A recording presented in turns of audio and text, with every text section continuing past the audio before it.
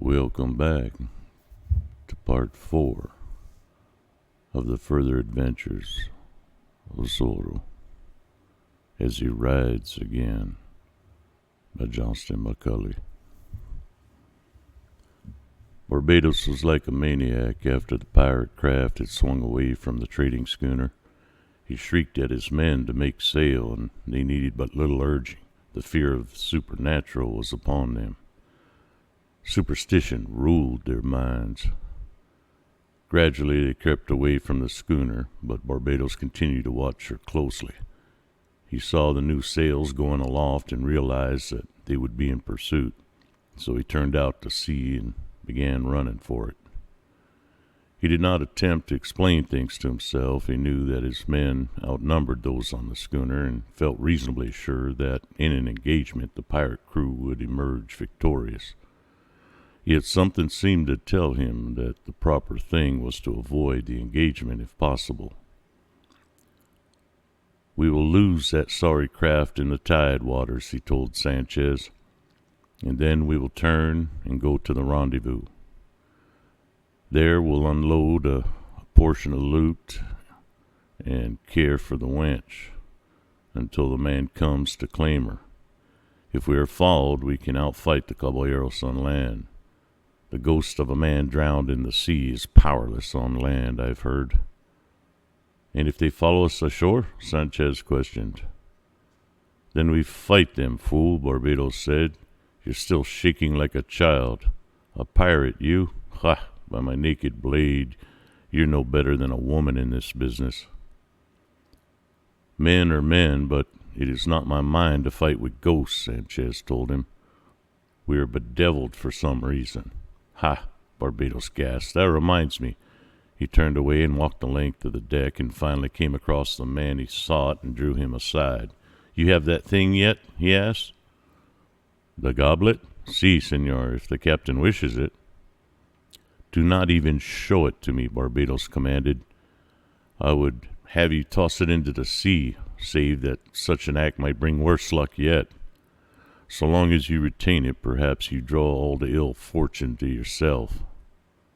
Spawn of hell, if you ever come face to face with that old Frey in the flesh or spirit, have a look to yourself, for you have done an evil thing." Barbados pressed on and descended to the cabin where Senorita Lolita had been returned a prisoner. She was a woman stunned. She had fainted when Senor Zorro had plunged into the sea and Sanchez had carried her below. And when she regained consciousness, she remained on the bunk and groaned and prayed by turns. And now, when Barbados opened the door, she sat up quickly, a look of agony on her face. One thing she had done: picked up from the floor of the cabin the dagger that belonged to the man Zorro had slain through the crack. She'd cleaned it and thrust it in the bosom of her dress, where it was out of sight, but where she could reach it instantly. Barbados looked at her for a moment and then spoke. "In your right mind again, wench?" he said. "We're running away from your friends, and there can be no hope of rescue. It would be proper for you to make the best of it. The man for whom we've stolen you, perchance, will be kind." "Foul beast, murderer," the senora said. "Ha!" Barbados gasped. "I've been called worse things than that, things that you do not know exist, wench. Think you can hurt my tough hide with words?" "Have you no manhood?" she asked. "Is it an honor for a score of men to take a girl captive? You struck down my father and burned my home. You sent to his death the man that I love." "There are other men," Barbados said, "and other homes. And I did not strike down your father. Sanchez did that. From what he tells me, the blow was not fatal." "You're the chief of murderers and thieves, the one responsible," she said. "Words do not hurt my tough hide. I have said it were best for you to remain calm." "Calm?" The senorita crept from the bunk, weak and staggering, her face white, her lips trembling, a suspicious tear in her eyes. "Calm," she repeated. "And how can you expect me to be calm? What is there in the future for me save dishonor or death? When the moment comes, it will not take me long to choose. Ha! When the moment comes, you may change your mind. He whom you sent to death in the sea was worth 10 score of you, she cried, stepping closer to him. And each of his friends who follow in that other ship are worth 10 score of you. Do you think that you can escape them forever?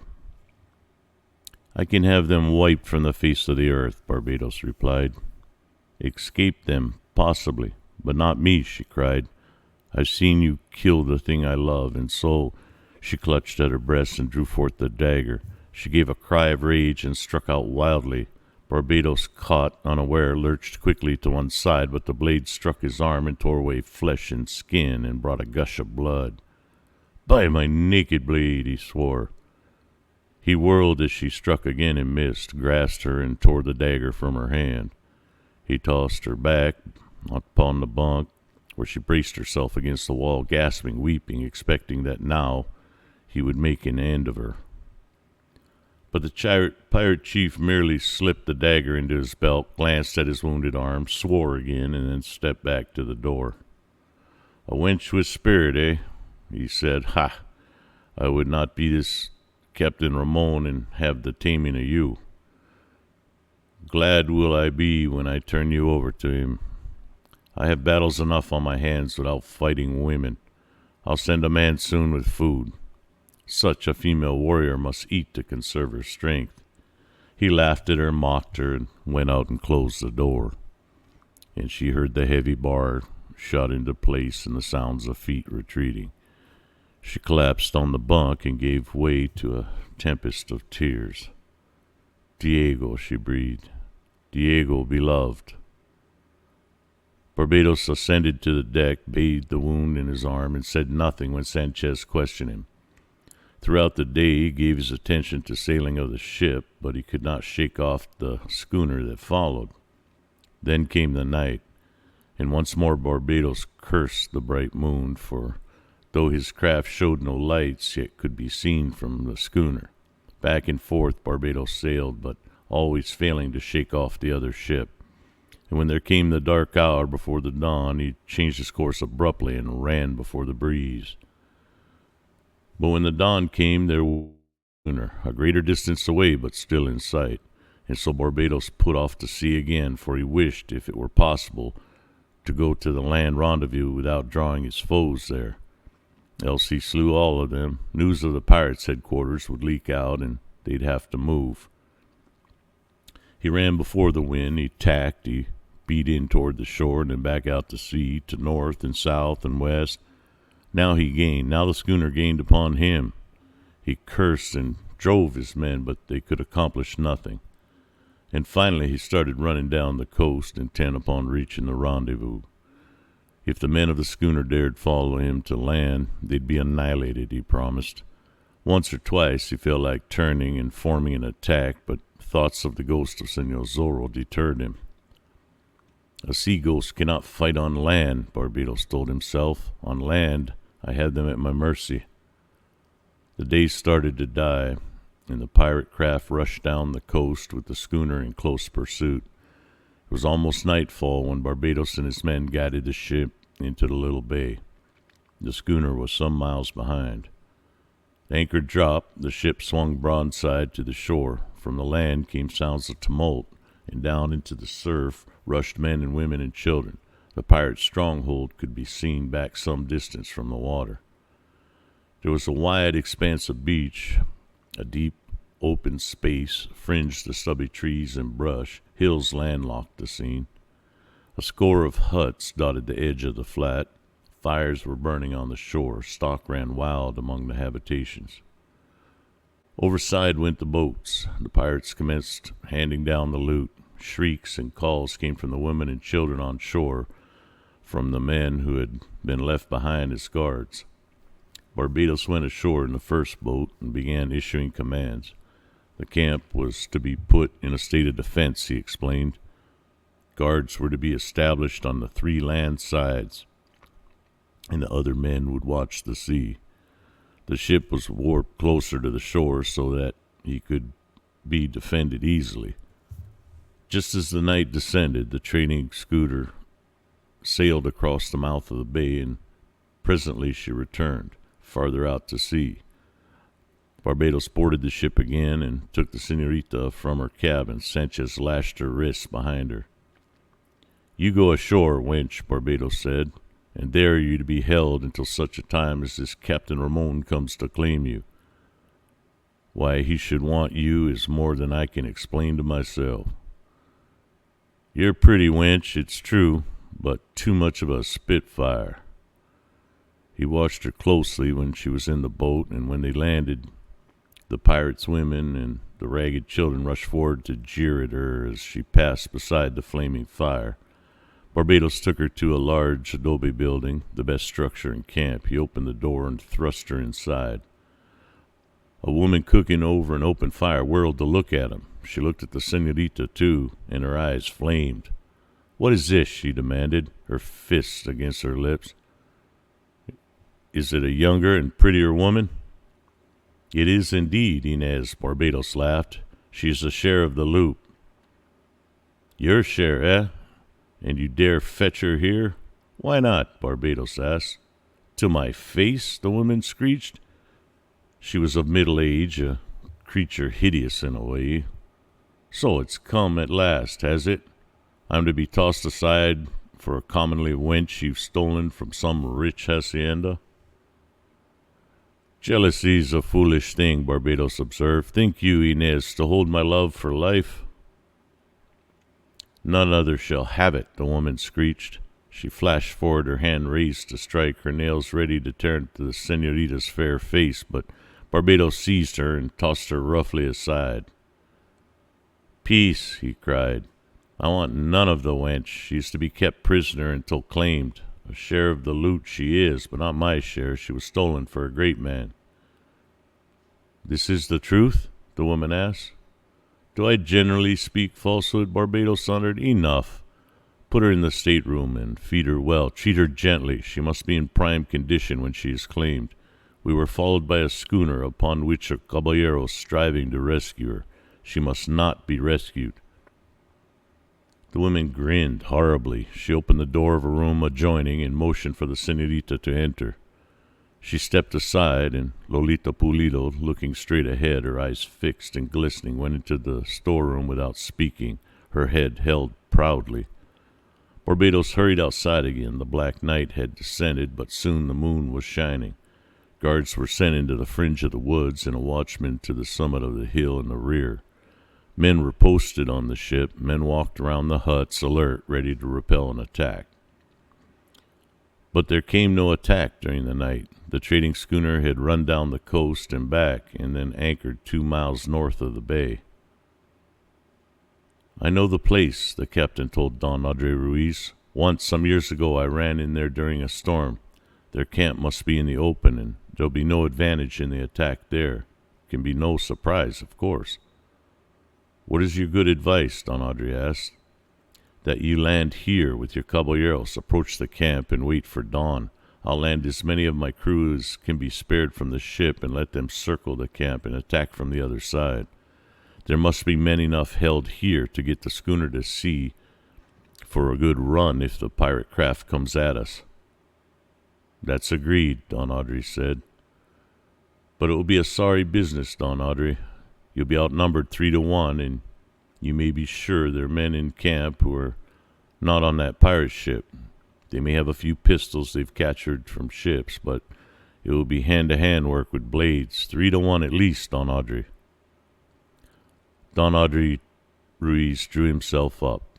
3 beasts to 1 caballero, he said. "It's an equal affair. There can be no hesitating. Senorita Lolita Pulido is held, a captive by those beasts, and I'm not forgetting what happened to Don Diego, my friend. There is but one thing to do. Attack. At least we can die." There was a short conference, and then the boats began carrying the men to the shore. The caballeros approached to within a mile of the pirate ship and stopped to rest, sending scouts on ahead. The men of the crew circled to the other side. Some of the caballeros slept, sprawled in the sand, but Don Audrey Ruiz sat beside a tiny fire he'd kindled, his knees drawn up and nursing them with his hands. "At least we can die, Diego," he said softly, "and we can strive mightily before we do that." The black hour came, and then the first finger of dawn. Don Audrey arose and stretched himself and walked for a time up and down the beach. The caballeros shook off their sleep, bathed their faces at the edge of the seas, exercised their muscles, whipped out their blades, and fanned the air. Sergeant Gonzalez, who had snored through the night, snorted as he bathed his face and hands, and then strode down to Don Audrey and confronted him. "Senor, you're in command of this enterprise," the sergeant said. "There are orders?" "Only that every man is to do his best," Don Audrey replied. "The senorita is to be rescued, if it is possible, and returned to the schooner." "And the pirates are to be hanged?" "Any that do not fall by our swords and are captured." "Ha! It's a nuisance to hang a man," Gonzalez declared. "We'd have to go to the ship for a rope. The blade is better." "Fray Felipe." "Senor?" the Fray questioned. He approached them. "You are yet my friend," Gonzalez said. "If you get into the thick of it, stand you behind me and I may protect you. But a battle is not a place for a fray. Stand behind me and say your prayers." "There is the matter of the goblet," Fray Felipe replied. "By the saints, I take it upon myself to get that goblet for you, Fray." "Do so, and I call you son." Sergeant Gonzalez bared his head for an instant. He looked at Fray Felipe as though embarrassed, and then returned his hat to his head and gulped. "I've been an evil man in my time," he said, "but I trust the saints will forget it for this day at least. I would have added strength to this good right arm of mine. Don Audrey, I am ready." Don Audrey Ruiz led the way along the shore. They crept near the camp of the pirates, spread out fan fashion, and approached boldly. They reached the crest of the slope and saw the camp spread before them in the first rays of the morning sun. The pirates seemed to be more numerous than even Don Audrey Ruiz had expected. It looked to be a hopeless task. But there was something to urge them on. They stopped to look at one another, in silks and satins and plumes they were, with their jeweled swords at their sides, and before them a stronghold with ragged, dirty pirates there ready to give battle.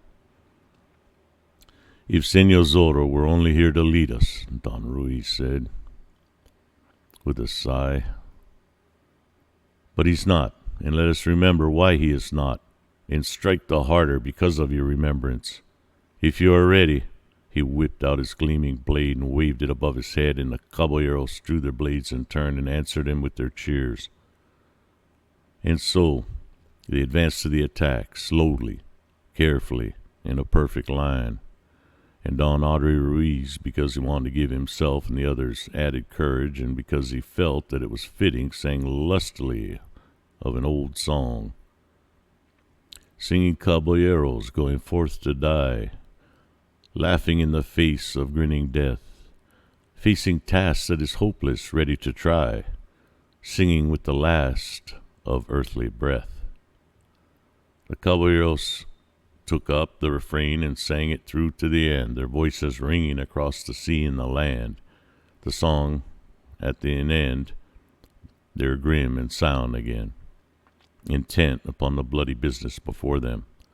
The pirates were preparing, they could see. In a very few minutes the clash would come. And suddenly, from the distance, from the slope between the two attacking forces, came a solitary voice, also raised in song. "Attention! A caballero's near!" They glanced up, astounded. Running down the slope toward them came a figure they knew well. Don Audrey Ruiz gave a great cry of joy and thankfulness. The caballeros cheered and wept unashamed, for well they knew the singer and the song. "Zorro! Zorro!" they cried. And so they rushed to the attack. The pirates evidently had decided to make the fight at some little distance from their huts and adobe houses, so they rushed forward, shrieking their battle cries, brandishing their weapons, shouting and cursing to give themselves courage. The great voice of Barbados rolled out above the din in multitude of commands. The shrill voice of Sanchez echoed him. The caballeros advanced in a perfect line, their shining blades held ready, grim and silent now, their minds intent upon the bloody business confronting them. Senor Zorro, they could see, was making his way down the slope toward them as speedily as possible, shouting that he was coming, still singing bits of his song between his shouts. The pirates had few firearms, but little ammunition for them, and they were more used to fighting hand-to-hand with naked blades. Yet they discharged their firearms first as the caballeros advanced, and it took a bloody toll. The caballeros had nothing but their blades, for that they had come from Don Diego Vega's bachelor supper, and they had worn no firearms to that affair. There was a moment of silence, full of possibilities, the lull before the storm. And then the two forces met with a clash. Blades clanged together, men gasped and fought and fell. The line of the caballeros was broken almost immediately, and each found himself the particular foe of 3 or more pirates. Yet they fought like maniacs, silently at times, right merrily at times, feeling that they were doomed, but determined to do what damage they could before the battle went entirely against them. And then there was a sudden tumult on the opposite side of the pirates' camp, and into it and among the huts charged the crew of the trading schooner, the captain at their head. But the pirates were so great in numbers that they were disconcerted only for an instant. From the huts and the old buildings poured men Barbados had been general enough to hold in reserve. The crew of the trading schooner was overwhelmed. The men of the sea fought valiantly, but they died with their captain. And now Senor Zorro had reached the bottom of the slope, and blade in hand rushed to join his friend. His sword flashed as he entered the fight, and he tried to turn the tide of the battle. His shouts rang out above the bedlam. "Ha!" he cried. "At the scum, caballeros! They cannot stand against proper men." "Ha!" roared the great voice of Sergeant Gonzalez as he fought off 2 of the pirate crew with his long sword. "To me, Senor Zorro, will carve a pathway through this sign." But Senor Zorro did not hear him. He had seen that his old friend, Don Andre Ruiz, was sorely pressed, and he fought his way quickly to Don Andre's side. His blade seemed to be half a score as it flashed in and out and downed one of Don Andre's opponents. Like a man possessed, Senor Zorro pressed forward again, straight at the pirates in the foreground. "Atención, a caballeros near!" He sang it as he fought, stopping the song now and then for an instant to grunt as he made an unusually hard thrust. The men before him broke and fled, and Senor Zorro, with Don Andre at his side, seized the minor advantage of the moment. The other caballeros rallied and followed. "The ghost!" one of the pirates shrieked. "It's the ghost from the sea!" "Ha!" Senor Zorro cried, and cut down another man. "Ha! Scum! So you fear ghosts? Have at you!" "Pirates, eh?" Sergeant Gonzalez was crying, puffing and blowing out his great cheeks as he fought. "Stand, pirates, and fight like men. Is this a fight or a test of speed, dolts and fools? Meal mush and goat's milk." "A ghost!" another man screamed. Barbados whirled around in time to see Sanchez, a look of terror in his face, about to retreat. He took in the situation at a glance. "It is no ghost, fiends of hell," he shrieked to his men. "'Tis this Senor Zorro. Somebody has saved him from the sea. At him! Fetch him to me alive. Does a ghost fight with a blade that runs red? Get the fiend." His words carried weight. The pirates gathered their courage and surged forward again. The other men came running from the huts and adobe buildings. Now that the crew of the trading schooner had been handled, the caballeros found their broken line once more, found that they were being scattered. Still, side by side, Senor Zorro and Don Andre Ruiz fought as well as they could, but here in the opening they could not get their backs against a wall. However, they did the next best thing. They stood back to back and engaged a circle of foes. The fight swirled around them. Senor Zorro's face wore an expression of anxiety now. He knew fully, as well as did Don Andre Ruiz that this wonderful show of courage and blade skill was availing the caballeros nothing. Slowly but surely the pirates were traveling the road to triumph. Senor Zorro was of gentle blood and could have died as well as the best of them, a song upon his lips and laughter in his eyes, but he felt at this juncture that his life was not his own to throw away recklessly. Did he die with his friends, the senorita would have none to give her aid. He would have to live to win free if the tide of battle was against him, and then take his chance at being able to return and rescue his lady. He glanced around quickly as he fought. More than half the caballeros had been wounded or slain, and still more pirates were rushing forward, it appeared, with the intention of making an end of things. And now there came an added menace. Among the huts there was a ramshackle corral in which the pirates had put a number of blooded horses stolen from the hacienda owners. And now some of the fighting men crashed against the insecure fencing and demolished it. And the animals, frightened at the din of battle, rushed through the broken place and into the open. The fighting men, the clashing of blades, the shouts and screams seemed to infuriate the beasts. The smell of blood was rich in their nostrils. The horses charged wildly through the throng, upsetting caballeros and pirates alike. One noble stallion brushed aside the foes of Senor Zorro and Don Andre Ruiz, but separated them also. Their enemies rushed toward them again before they could get together, and they were no longer back to back. Their case was desperate now. Each was surrounded and overwhelmed. Senor Zorro fought with the skill he could, keeping a wide circle with his flashing blade. He heard the voice of Sergeant Gonzalez roaring in the distance. He heard also the thunderous voice of Barbados. "Alive! Take them alive!" the chief pirate was screeching. "There will be rich ransom and torture. Take them alive, fiends!" Sanchez echoed the command, and the pirates shrieked in answer. They understood, and Senor Zorro and his friend understood also. The pirates would have rare sport beating caballeros who were not ransomed speedily enough to suit them. Revenge and profit would be their lot. The caballeros wasted no breath in speech. They had heard, and well they understood the meaning. They fought like maniacs and maimed and slew their men, but there was no chance of ultimate victory. The numbers against them were too great. Here and there in the open space a chorus of fiendish shrieks told a captive had been taken, his sword whipped from his hand. Senor Zorro suddenly found himself hard-pressed, but he fought free and made an effort to reach the side of Don Andre Ruiz again. But that was no easy feat, he discovered. "Get that Senor Zorro," Barbados was shouting. "A reward to the men who fetch him to me alive. Ha! This time we'll make a ghost of him indeed." Senor Zorro knew a touch of despair for a moment, but he fought it off quickly. If he were to be captured, the Senorita Lolita would have no protector, and would be at the mercy of these fiends and Captain Ramon. Were it not better to escape, to make an effort to return later, than to fight until death at the side of his friend? "Audrey," he cried, "see, can you win free? The curs surround me." "One of us must win free," Zorro cried. "There is the senorita to be considered." "Get away, Don Diego, my friend," Andre Ruiz shouted. "Save yourself, and the saints bless you."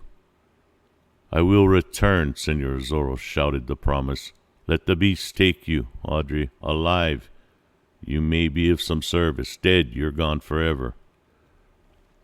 Senor Zorro did not listen for an answer. Two determined pirates were before him, but they hesitated in their attack because they were eager to take him alive and so gain the reward that Barbados had promised. And their hesitation gave Zorro the opportunity he desired. He hurled himself forward and stretched one man on the ground and put the other in momentary flight. Others rushed at him from the side, and for an instant as he turned, he had a vision of Don Andre Ruiz being disarmed. And then he whirled again, darted swiftly away, fighting to a clear path. Down toward him rushed the big stallion, still frightened because of the din of battle. Senor Zorro swept another man from before him and sprang at the horse. He went upon the animal's back, lurched sickeningly for an instant, and righted himself. His balance was regained. He kicked at the flanks of his mount. It was about all he could do, the horse without saddle or bridle, even without a halter. The animal hesitated, and Senor Zorro kicked again with what strength he could, and the horse, suddenly terrified, sprang forward like some supernatural beast. The pirates went down before him and Senor Zorro's blade. Up the slope, the big stallion started, almost running down Sergeant Gonzalez and the pirates who had already taken him prisoner. Past Fray Felipe he sprang, and Zorro saw the aged Fray's hand raised in blessing. Like a wild animal, the stallion dashed at a group of victorious pirates who shrieked and scattered to either side. Senor Zorro rode erect, his sword flashing, and he was laughing wildly like a man on the verge of hysterics. "Senores, have you ever seen this one?" he screeched. He leaned to one side as the plunging horse went forward, locked his heels into the animal's flanks. He grasped at one of the pirates and lifted him from the ground, whirled him around, sent him flying through space. He would have guided the animal back and made an effort to disconcert his foes further, but the horse could not be guided, so Senor Zorro rode up the slope and away from the pirates' camp. He rode his fiery, unmanageable mount straight at the fringe of the trees at the top of the hill. From the distance came Barbados, fiendish, cursing, because the man he most wanted to capture had made an escape. And Senor Zorro answered it, also from a distance, with a burst of song. "Atención, a caballero's near."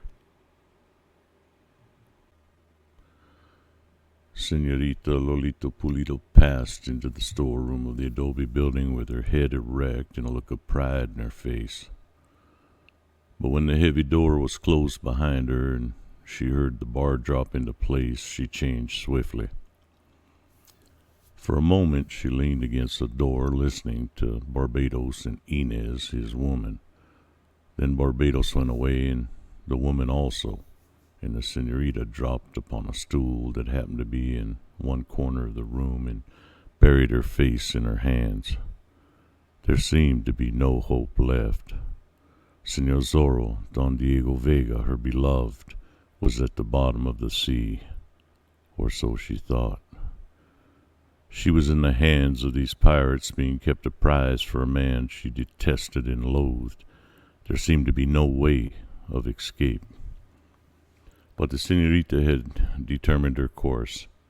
She would die rather than be shamed, she told herself. She would join Don Diego in the land of tomorrow, be his celestial bride. The blood of the Pulidos coursed through her veins and had told her to do that. It was dark in the storeroom, but presently the door was opened, and the woman Inez entered with a small torch made of palm fiber and tallow. She fastened the torch to the wall, went out again, and returned with food. A jug of water and some poorly cooked goat flesh in a pulpy mass, the like of which the senorita never had seen before, and said it constituted a meal. "Eat, wench," Inez commanded. "Eat and drink your fill of water. A dainty morsel you are, but there be some men who like women of a different sort. Ha! 'Twould do you no good to make merry eyes at my Barbados."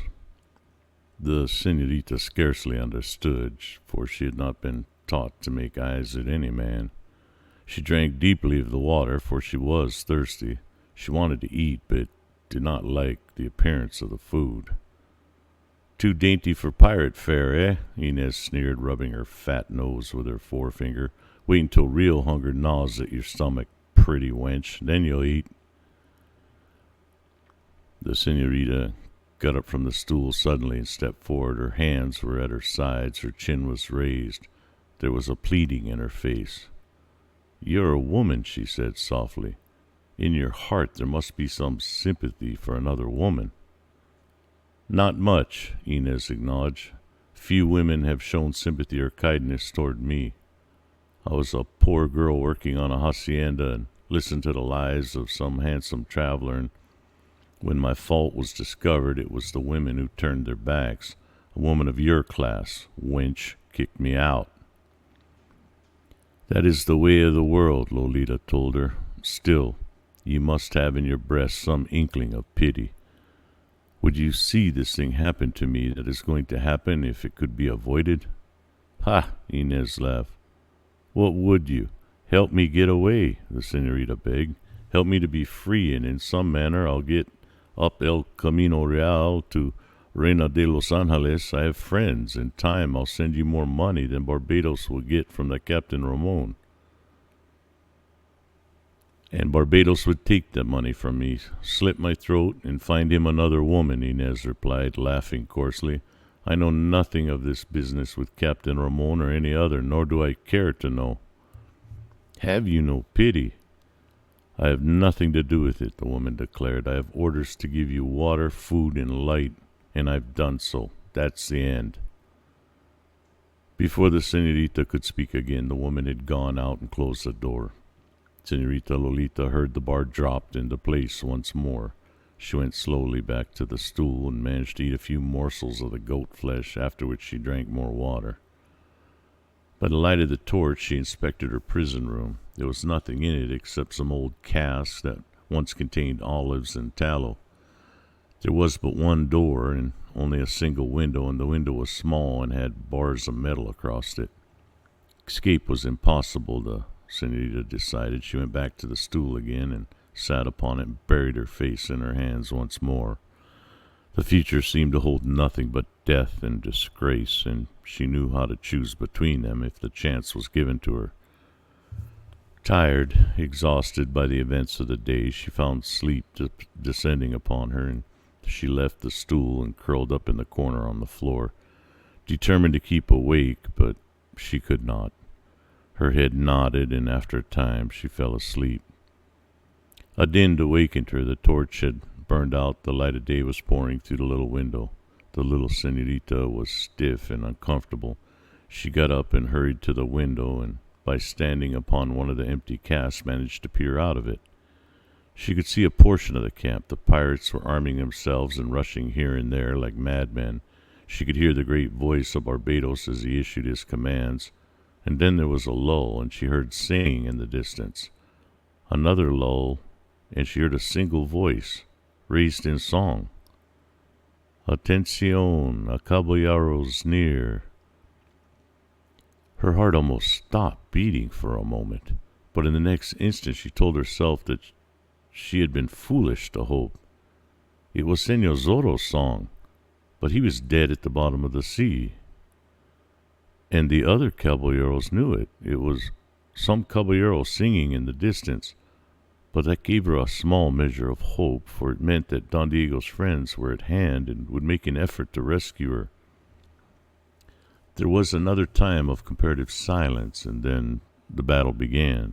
The senorita could see none of it at first, for she was on the wrong side of the building, but she could hear the shrieks and cries, the ringing of blades, the screeches of pain and curses of anger. She saw the crew of the schooner attack from the other side and shrieked her horror as the pirates cut them down, and then the fight was out of her sight again. Down from the cask she dropped. She ran across the door and pounded on it with her fist, struck it repeatedly until her hands were cut and bleeding. After a time it was open, and the woman Inez stood before her, thrust her away, and entered. "What is it, wench?" she demanded. "More food and water?" "No," she gasped. "What is happening? What is taking place? There's so much confusion." "A battle is taking place, wench," the woman declared, bracing her fist against her lips. "Some caballeros came in on a ship and saw fit to attack the camp. Many of them will see nothing more." And the battle? How goes it? Mean you? Ah, wench, the caballeros are being cut down, of course. We have them 3-1. Some are to be taken prisoners, some held for ransom, others tortured. It'll be a lesson to the men of gentle blood not to fight with pirates. Gentlemen are only gentlemen, but men are men. Gentlemen are always gentlemen, and sometimes mere men are beasts, the senorita told her. "How is this? Do you want me to rock your head with a blow, wench?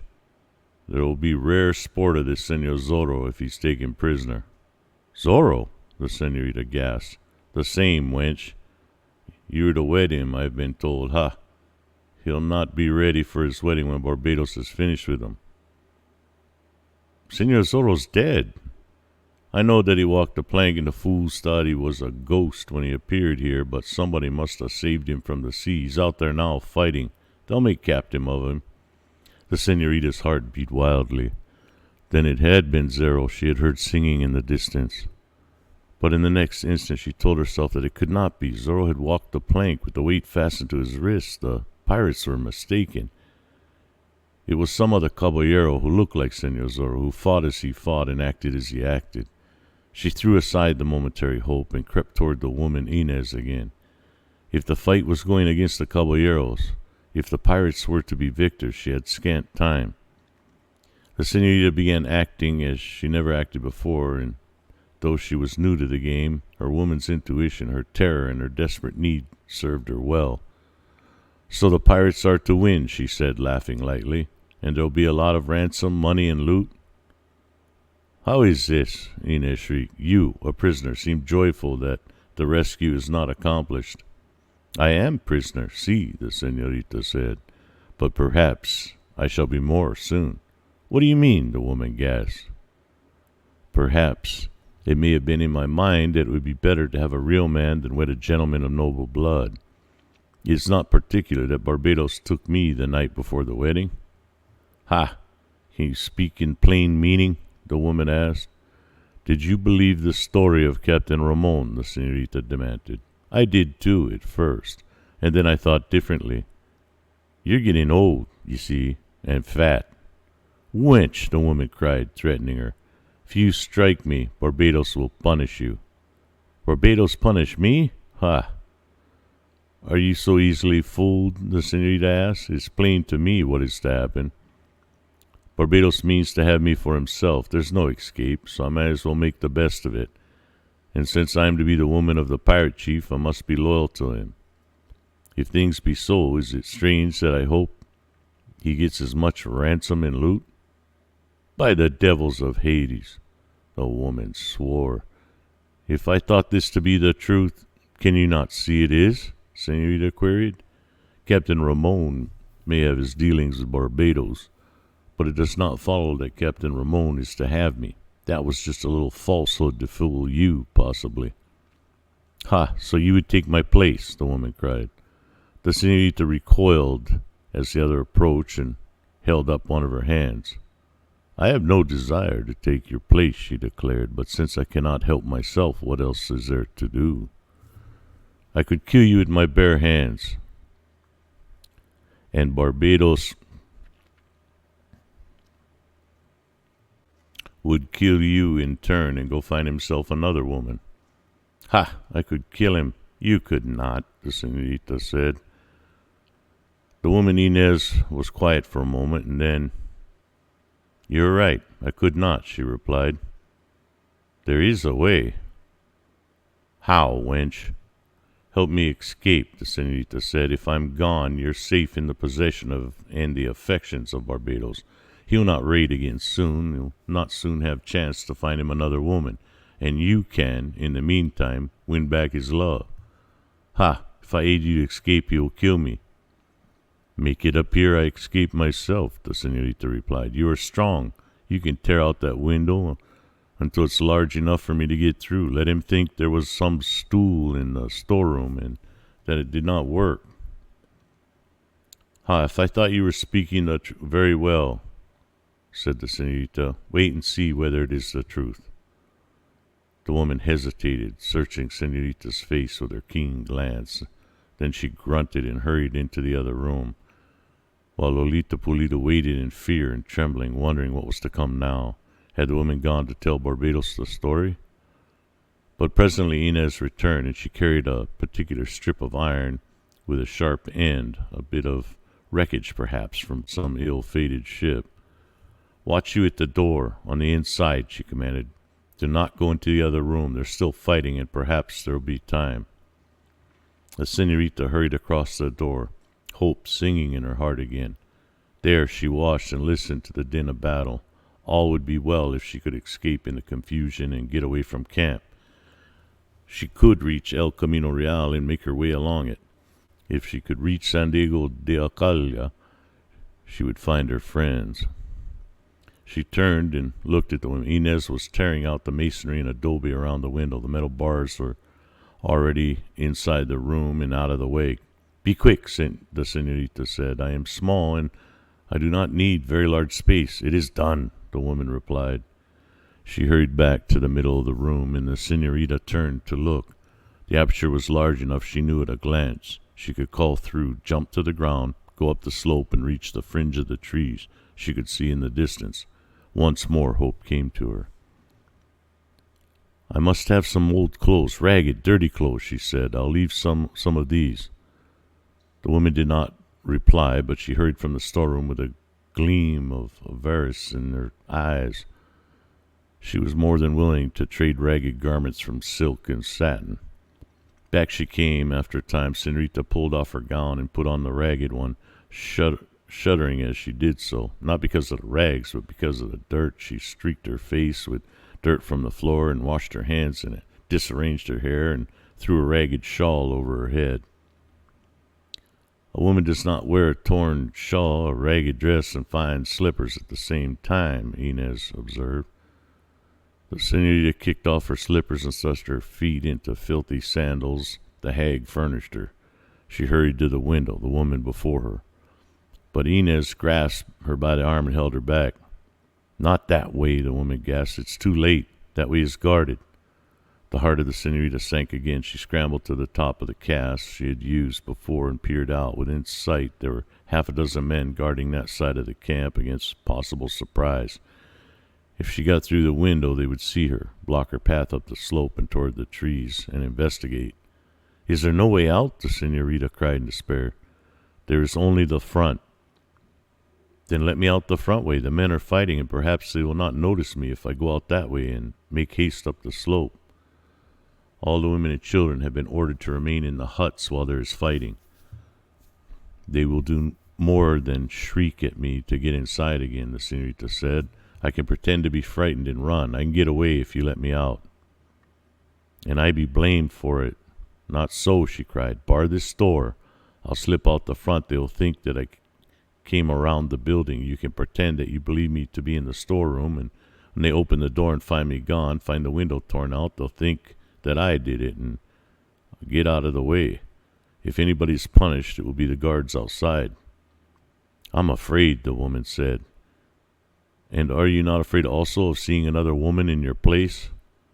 The face of Inez grew purple for an instant, and her eyes blazed, but suddenly she strode across the door, opened it, looked out upon the fighting. She closed the door again and turned her big face back to the senorita.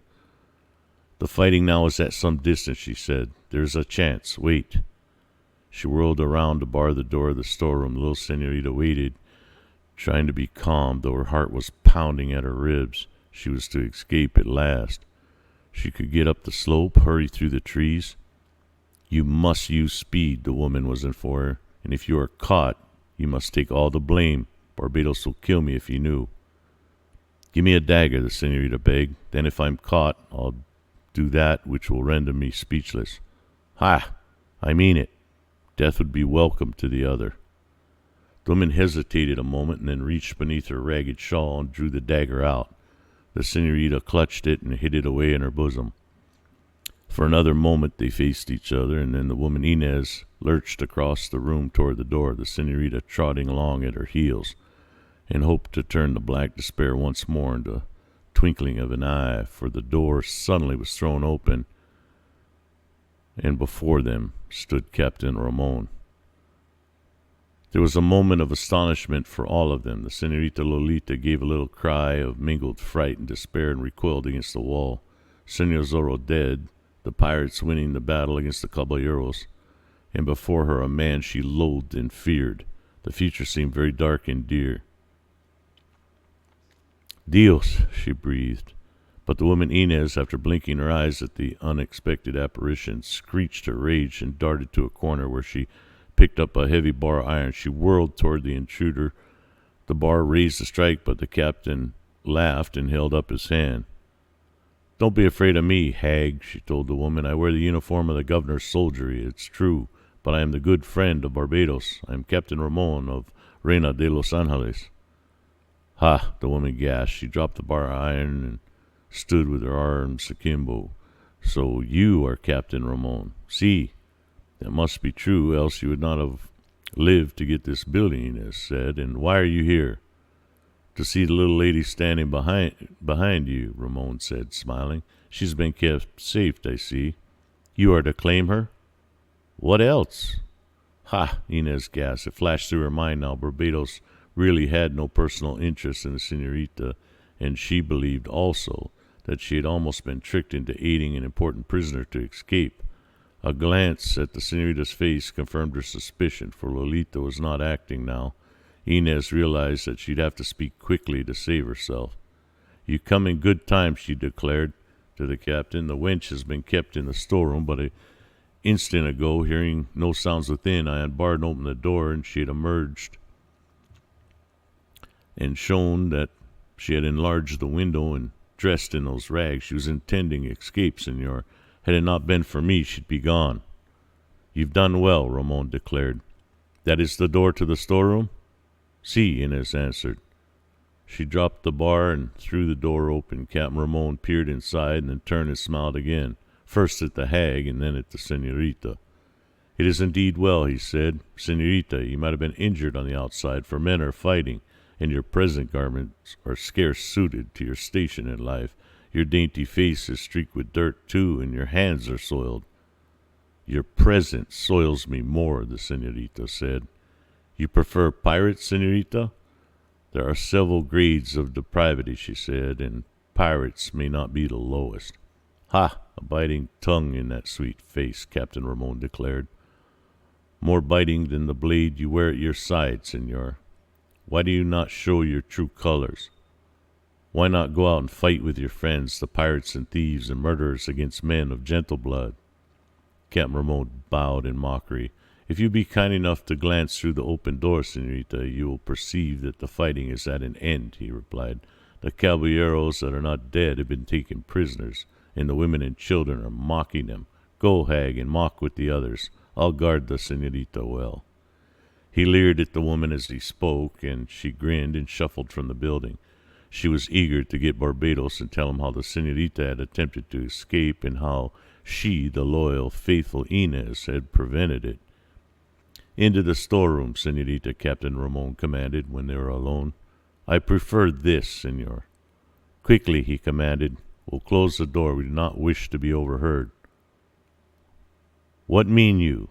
Can you not understand? The captain cried. He thrust her before him into the storeroom, closed the door behind him. He darted across to the window and looked out, acting mysteriously. If you would rid me of your foul presence, the senorita began. Captain Ramon whirled toward her on a long, hot ride from Reina de los Angeles, which had taken him the better part of 2 days, and during which he had not spared mounts. He had thought out everything. He was playing a sort of double game. This Captain Ramon, he wished to reinstate himself in the good graces of better men. He wanted to make the senorita believe that he had rendered her a great service and try to win her regard openly, and he wished to aid his master, the governor, in acquiring credit in the Southland, where he had small credit now. He had heard on his way to the pirate camp that Senor Zorro had walked the plank. He could take the helpless senorita now for his own, but if he did that, he'd have to become a renegade forever, live like an outcast. And Captain Ramon loved his uniform wealth and power. So why not play the pirates and honest men against each other and make double winning?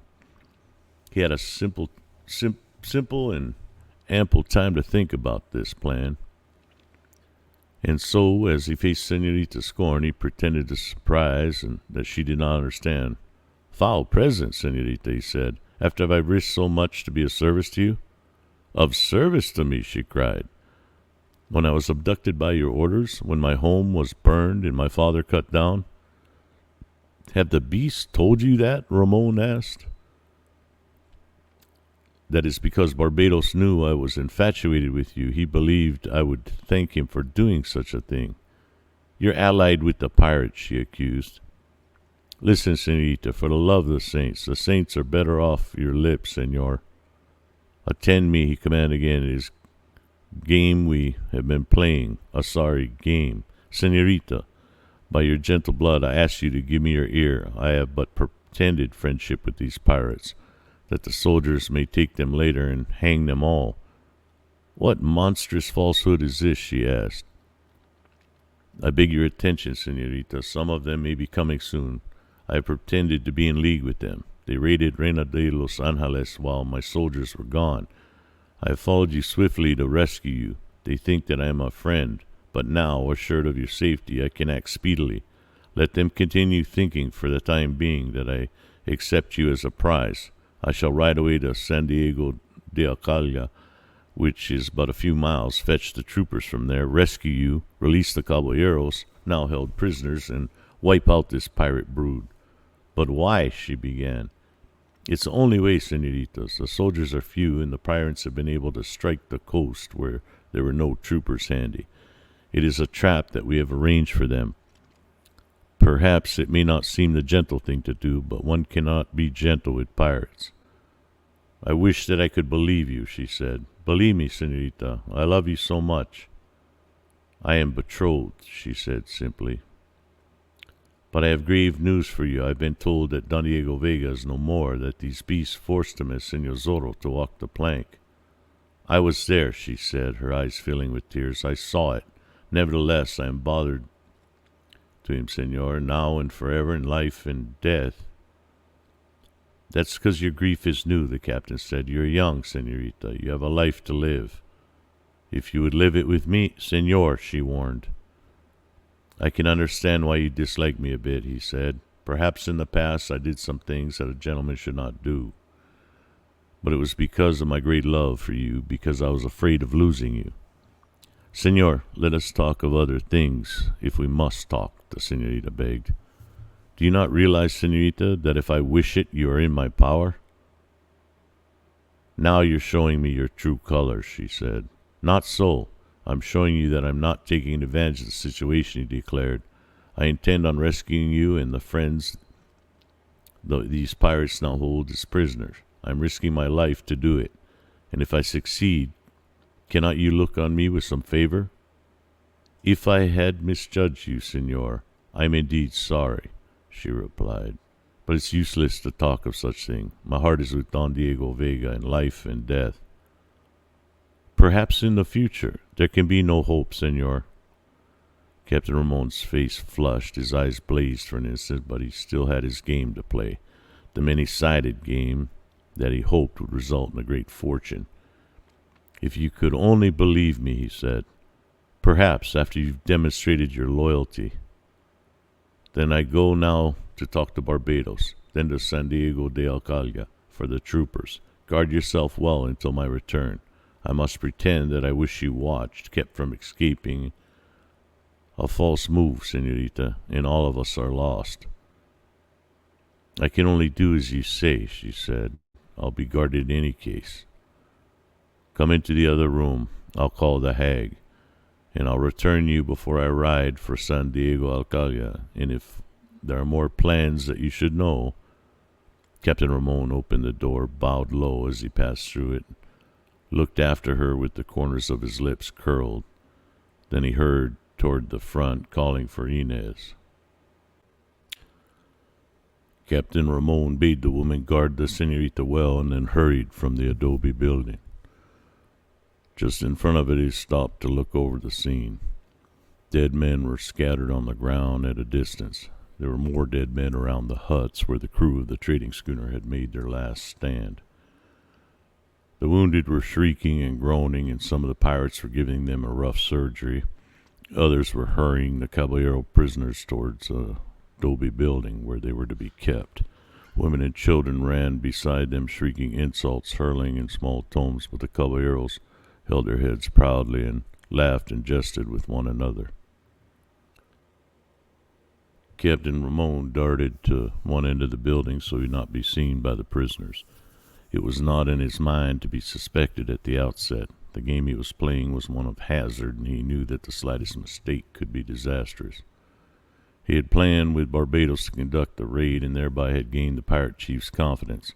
Now that he had further plans, he would tell Barbados that he would draw to the camp the troopers at San Diego de Alcala. Barbados and his men could ambush them and wipe them out, and the pirates could cross the hills and raid and loot the rich San Diego de Alcala. But the captain intended no such thing in reality. Knowing that Barbados would prepare the ambush, he would lead the troopers in such a manner that the pirates would be wiped out to the last man. Then the caballeros and the senorita could be rescued, and the Captain Ramon would pose as the heroic rescuer. He hoped in this manner to regain the goodwill of the caballeros and better standing with them, and to earn the gratitude of senorita also. Word of the exploit would run up and down the El Camino Real. Men of those hands were now raised against the licentious and unscrupulous governor would think better of him because the pirates had been wiped out. The governor, in turn, would be grateful to Captain Ramon, and he would order Don Carlos Pulido, who was not dead of his wound, to give the hand of his daughter Lolita to the captain. Don Carlos scarce could refuse without endangering his fortunes further. It was a pretty plot, the plot of a master rogue willing to sell his friends and foes alike to advance his own interests. Captain Ramon grinned as he thought of it, and twirled his mustache, and marched round the corner of the building and across open space toward where Barbados was standing and shouting orders concerning the disposition of the corpses. And suddenly the captain found himself confronted by a man, and looked up quickly to see the burning eyes of old Fray Felipe fastened upon his face. "What does an officer of the governor in such a place unless be a prisoner of war?" Fray Felipe demanded. Captain Ramon bowed before him. "Perhaps there are things that you do not understand, Fray," he replied. "And perhaps, Comandante, there are things that I do understand," Fray Felipe said. "Perhaps years of service in behalf of humanity have taught me to read a man's face and mind. Rogue, brute, traitor. You are a Fray and wear the ground that should be respected, but do not tempt me too far," Captain Ramon said angrily. "Say your prayers, and I leave men's work to men." The captain bowed again, walked round the Fray, and hurried to the side of Barbados. "Ha!" the pirate cried. "You must have made haste to get here in such season." "I almost killed 2 horses," the captain said. "In such eager haste to see the wench, eh? Have you seen her?" "She is safe and sound. She made an attempt to escape, but your woman stopped her." "I wish you joy of the wench. There is too much of the fire and anger in her make-up to suit me," Barbados declared, laughing raucously. "She ripped my forearm with a dagger and killed one of my men aboard this ship. The taming of her will take more than an hour's time, Commandante." "Leave that to me," Ramon said. "There are other things to be discussed now." "And what?" "Step aside," Ramon commanded.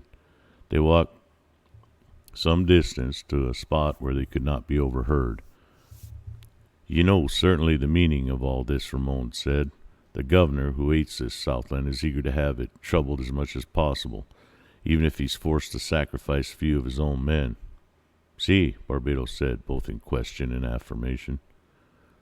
"See that the senorita is guarded well, and in the meantime, before I think of such things of love, let us attend to some more serious business. Is there a chance of profit? How would you like to raid the rich San Diego de Alcala when there would be very small danger?" The eyes of Barbados glistened. He knew a great deal about San Diego de Alcala. The town was rich, and the mission also. Wealth had been stored there since the earliest days of the mission. "Pay attention," Ramon commanded. "You have here certain caballeros held as prisoners, and the senorita also. I'll go to San Diego de Alcala, spread the news at the Presidio. I outrank the Comandante there, and my words will be respected." "I understand, Capitan. There are only a few troopers there now, the remainder having been sent to San Juan Capistrano to put down mutinous natives. I'll lead these troopers back to the pirate camp. You arrange an ambush at the head of the little canyon. I'll lead the men into it, and you and your crew cut 'em down. And then the way to San Diego de Alcala will be open to you." "By my naked blade," Barbados swore. "You must understand this thing, of course. It must look like a mistake. No man must ever think that the governor had a hand in it, or I did myself." "I understand, Capitan. Then it's agreed?" "Si. I'll have speech with the senorita again, and I'll ride like the wind as soon as I have departed. Arrange your men in the ambush. I'll return with the troopers before nightfall. You can wipe 'em out. Attack San Diego de Alcala tonight. Return, abandon this camp, and sail away to establish another up the coast of Baja California. You'll have wealth, women. Your name will be spoken with respect. Si, Barbados breathed. It shall be as you say, Capitan. And what share of the loot do you require? Nothing whatever, if you keep the senorita safe for me. She shall be kept safe, I promise you. Captain Ramon whirled around and hurried back toward the adobe building. Inez had the senorita in the front room guarding her well. She had just finished a tirade concerning the attempt of the senorita to engineer an escape through the cunning words and implications. Captain Ramon ordered the woman outside and urged the senorita to go into the storeroom again. It is arranged, she said. I ride for San Diego immediately. Do you continue to remain prisoner, senor, and yourself safe from harm?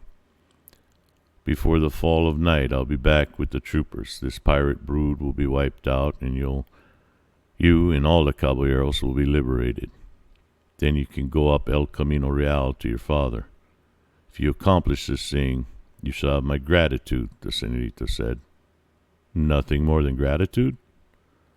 I have spoken concerning that, senor. There can be nothing but gratitude. Captain Ramon suddenly whirled toward. It is something more than gratitude that I want, he said. Is your heart made of ice? Mine is flaming, senor. What whim is it that makes you cling to the memory of a dead man, he asked. You're young, with life before you. Please leave me with my sorrow, senor. Then I may expect better treatment when your sorrow is somewhat dulled by time? I'm afraid not, senor. I risk my life in the service of you and your friends. Am I to have no reward? A man of gentle blood would not think of being rewarded for such a thing, she replied. The face of Captain Ramon flushed, and he took another step toward her. I'm sick of hearing so much of gentle blood, he said. Mine is gentle enough, but it can also be hot at times. Am I a man to brook such nonsense? You owe me gratitude, and something more, one embrace, at least. Here and now. Senor, she cried. Would you be so coy if the cursed Senor Zorro were here to beg a kiss? More insult, senor? She asked, her face flaming. Is it an insult for the daughter of an impoverished Don to be kissed by one of His Excellency's officers? And would my father be impoverished were not His Excellency a man of little honor? She cried. Poverty does not change the blood, senor. More about your gentle blood, eh? An effort to the governor, and your words also. That calls for punishment, senorita. One embrace, and then I ride. I'd rather die than have you touch me, she cried. You show your true colors again, Comandante. One embrace, and I'll make you forget this, Senor Zorro. If he were here, senor, you would not dare speak so, she said. You would cringe in terror. You would wear the mark of Zorro on your brow. It was for an insult to me that he put it there. It is like a coward to attack a helpless girl. If Senor Zorro were here— But he's not here, Ramon cried, laughing and leering at her. And so, again, he started toward her, and her hand darted to her bosom to snatch out the dagger the woman Inez had given her earlier, but she did not draw out the dagger. The window behind them suddenly was darkened, and the light shut off. Into the storeroom plunged a man who struggled to get free from the woman's clothes, who were over his own. As Captain Ramon recoiled, the senorita gave a little cry of fright. The intruder's head flew up. A blade flashed. The senorita found herself and hurled to one side, and Captain Ramon found two eyes blazing into his. The eyes of Zorro. Have you ever seen this one? Senor Zorro demanded. And with his left hand he slapped the Comandante of the Presidio of Reina de los Angeles so that his head rocked.